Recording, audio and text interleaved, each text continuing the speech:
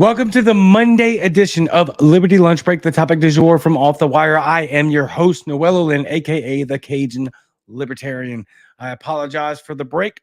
We are back at it now.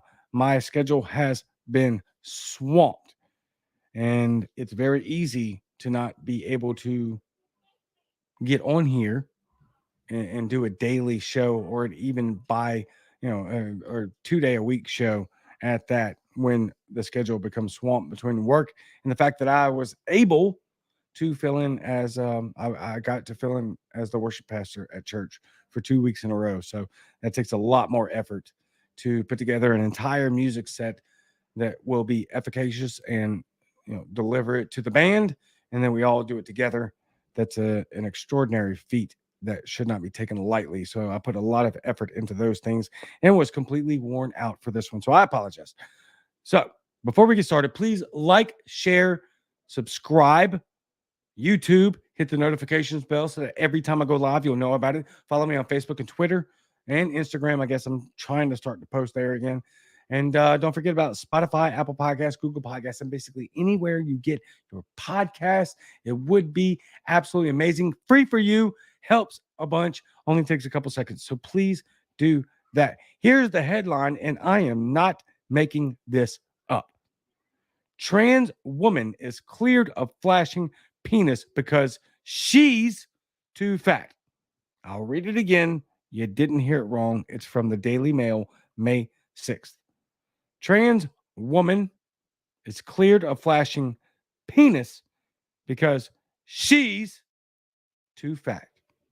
My goodness. We've lost our minds. We've lost our minds. This is unbelievable. It's only going to continue to get worse so long as we don't start pushing back, because everyone's so scared of offending someone's feelings. Literally, that's what this comes down to. This is an etymological fight, the study of words, phraseology. Trans woman is cleared of flashing penis because she's too fat. Let's go through the article because it gets worse from there. But before we do that, yes, ladies and gentlemen, the president, your president of these United States. Let's go. You know it's always funny and terrible. See it here again today in companies like, I hope I pronounced it right, Ame Power. Is it Ame? I believe that's right, yeah. Ame Power, Florida Small Business Winner Award winner, or Business Week winner. You won. He just gives up. He just gives up. This is so embarrassing. We have to laugh at it. We have to. But my goodness. Now, contrast that to Donald Trump in real time trying to be fact-checked on stage live. This guy can't even follow a script. I'm sorry. As a libertarian, I don't subscribe to the Republican Party. I've never voted for Trump. And I'm not going to vote for Trump. I don't have to, right? Don't want to. I don't have TDS, though. The guy is clearly 50,000 miles ahead cognitively of Joe Biden. Just food for thought. Take it or leave it. All right. Let's get into the article. Trans woman is cleared of flashing her penis at Ohio YMCA after judge ruled she's too fat for her genitals to be visible. Yes, you heard that right. The judge ruled that a guy that by all metrics, even if just visibly sexually assaulted women, was cleared because he identifies as something he isn't. And apparently, according to the judge, is too fat for it to be offensive. Patriarchy for the win again or something. That I don't even know what to say. This has to stop. It has to stop immediately. This is beyond absurd. It's beyond ridiculous. And the fact that anyone would subscribe to this and then promote it, you're out of your mind. You're out of your mind. Period. Point blank. A judge ruled that a transgender woman, aka a man, could not have indecently exposed her penis in a YMCA female changing room after agreeing with her claim that she's too fat for it to be visible. Amazing. Darren Glines, who now goes by Rachel, was found not guilty of 3 counts of indecent exposure at the facility in Xenia, Ohio. Judge David McNamee cleared Glines after agreeing that the size of her belly meant it would be impossible for anyone to see her penis. Yeah,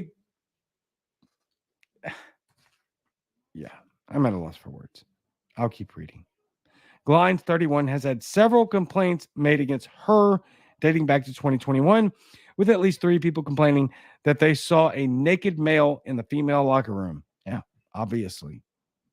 One of the complaints stated that there were 3 juveniles present during the incident. Didn't read that part before going on air. So this person should be locked up for life. This guy. Exposing yourself to minors. You don't get to live in society. Life. Period. No parole. Hard labor. Unbelievable. One of the complaints stated that there were 3 juveniles present during the incident back in 2021, with a woman going to the front desk to report the issue. But she was reassured by a worker that it was actually a woman with a penis, apparently, and that she shouldn't have been disturbed by the incident. Sorry, that was a typo on the Daily Mail's part. Judge David said that there was little dispute as to the facts of the case, as Glines was authorized by the executive director of the YMCA to use the women's locker room. Unreal. Jacqueline Brockman said that Glines was allowed to use the facilities at all of the greater Dayton area YMCA locations. The case was legally brought against Darren Glines, but she now goes by the first name of Rachel and has not had gender reassignment surgery. Doesn't matter. That's a dude. The judge said, quote, "There is no question that Glines was in the women's locker room. However, Glines was not charged with trespass, nor was Glines charged with being in an area of the YMCA where Glines was not supposed to be. I wonder why. Quite simply, the facts do not exist to support a find of guilt." Wow. Glines genitalia was not visible as a result of other portions of her body covering his penis. It says her. Well, I don't know. If you're listening later, sorry. There's a lot of visible frustration going on here. I don't know what to tell you. There's more to it. There's more to it. I just don't care. It's just this is all absolutely ridiculous. Oh, this part's important. The incident at the YMCA in Xenia is just one of many that have hit the group's facilities across the U.S. This story you might know. This is important, worth bringing up as we close out here. Julie Jaman, 80, was banned from a YMCA pool after she demanded a transgender employee leave the women's locker room. Translation: she demanded that a man leave the women's locker room. She had been a regular at the Mountain View pool in the city of Port Townsend in Washington when she spotted the worker in the changing room while she was showering. Wow. Jamin claims that while she was changing, she heard a man's voice and immediately confronted the worker, Clementine Adams, who identifies as a woman, but you're a guy, you're a dude. She said that she asked Adams if she, it gets very confusing. She, the older lady, asked Adams if she, meaning he, had a penis. And she, meaning he, said it was none of her business. So she asked him to leave, but it says them. Jamon told a member of staff at the pool, was told by YMCA Aquatics manager Rowan DeLuna that she was discriminating and that the police would be called. She was told that she was banned from the pool forever before DeLuna called law enforcement, where Jamon was described as having an emotional response and screaming in an incident report. Yep. So there you go. State of things in 2023. I don't know what to tell you.